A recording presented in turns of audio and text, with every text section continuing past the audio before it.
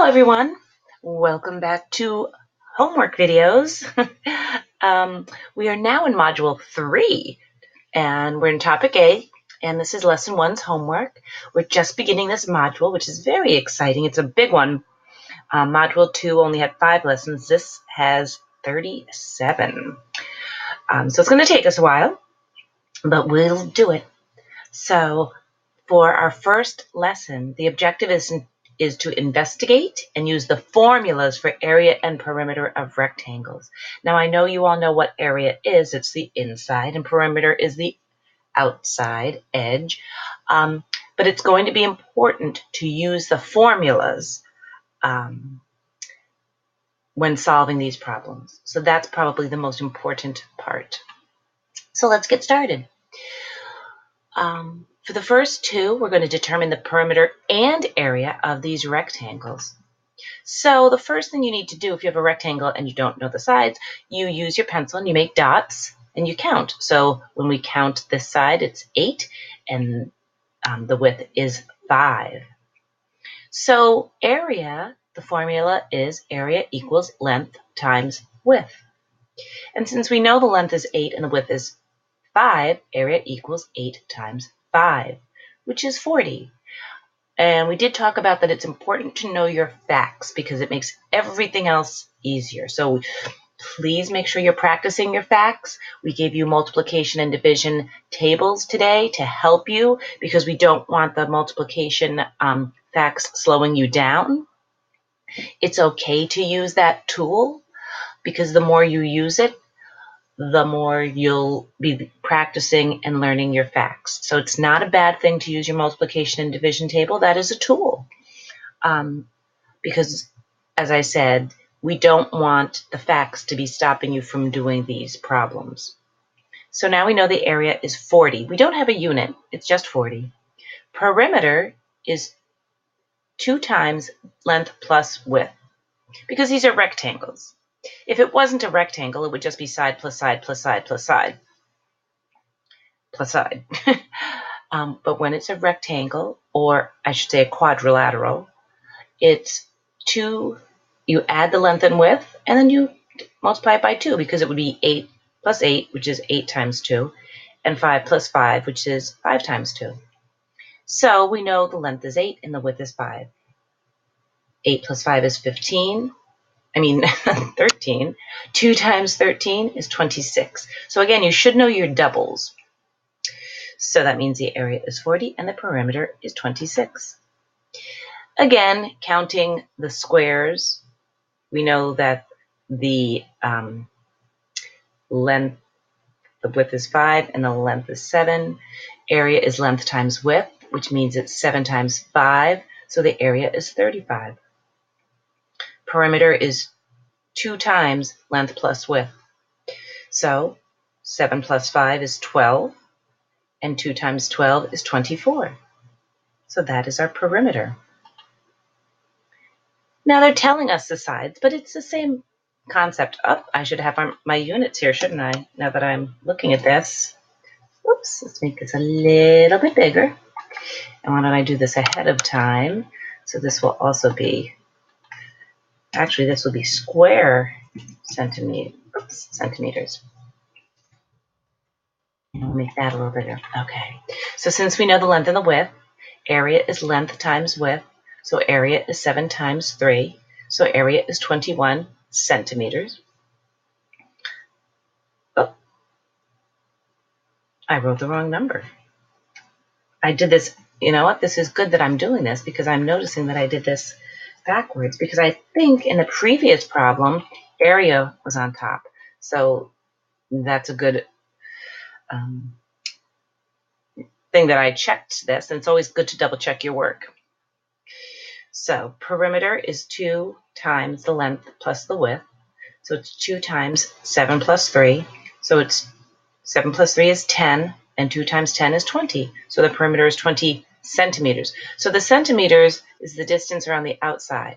The reason these are square centimeters is because it's like you're counting the squares inside, and there are 21 of them. So when we had where's the grid?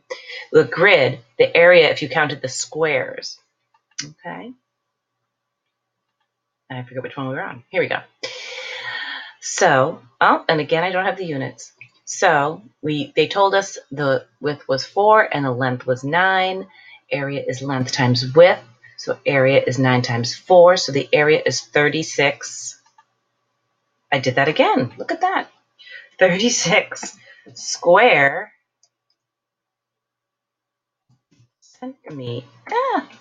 square centimeters. It's like real-time work. Okay. There we go.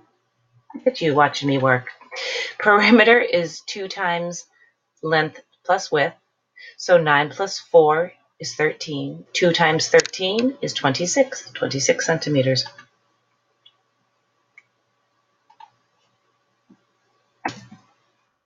Goodness gracious. There we go. Okay. So determine the perimeter of each rectangle. So now these are larger numbers. So I did this 2 different ways because it depends on what can work for you. And you may have to do a little extra work on the side. So we can say perimeter is 2 times the length plus the width. So we have to add 149 and 76. Now, you can't really do that in your head. You might be able to do that in your head, but maybe not. So you would do that work over here. You would add 149 plus 76 over here, and you get 225. 2 times 225 is 450. And again, you might have to do that work over here. Or you could say perimeter equals 2 times the length plus 2 times the width. 2 times 149, again, you might have to do the work over here, and that's 298. 2 times 76, you might have to do the work over here, and that's 88. So that means the perimeter is 450. You might have to add these 2 numbers over here. So it depends on what you can do mentally in your head, but you might have to do a little work over here, and you get 450 meters. Okay? Same thing here. These are large numbers, but again, this is meters, 2 meters, 10 centimeters. We need to change this to centimeters. So you're using what you learned in Module 2. So that's actually 210 centimeters. So 2 times length plus width is 2 times 210 plus 45, which is 255. 2 times 255 is 510. You could do it separately. 2 times length plus 2 times width. 2 times 210 is 420. 2 times 45 is 90. If you add these together, you get 510 centimeters. Important to have your unit. Now, these are a little trickier because they're giving you the area, but only the width, not the length. Okay? Now, we do know that area equals length times width. We know the area is 60, and we know the length is 6. The width is 6. We don't know the length. So 60 equals 6 times something. Well, 6 times what equals 60? Well, we know it's 6 times 10 equals 60. So that means the length is 10 centimeters. So again, you need to know your facts. You need to know if you divide how many 6s are in 60. Well, there are 10 of them. So you do have to know your facts to do these problems. Same idea. You can kind of tell this is a square, but we know our area is length times width. Area is 5 times something. 5 times what is 25? Well, 5 times 5 is 25. So that means that side is 5 meters. Okay. So again, you need to know your facts. So now they're giving us the perimeter, and we have to find the unknown side. So the perimeter is 180. Perimeter is 2 times length plus width. So perimeter is 180. And 1, the length is 40. We don't know the width. So what we can do is since we know it's 2 times this, we can take this 2 and we can divide 180. Get rid of the 2. What's half of 180? 90. So now we can say 40 plus what? So if we subtract 40 from 90, we get 50. Because 40 plus 50 is 90. So that's one way to do it. So that means our side is 50 centimeters. Or, again, we can do this.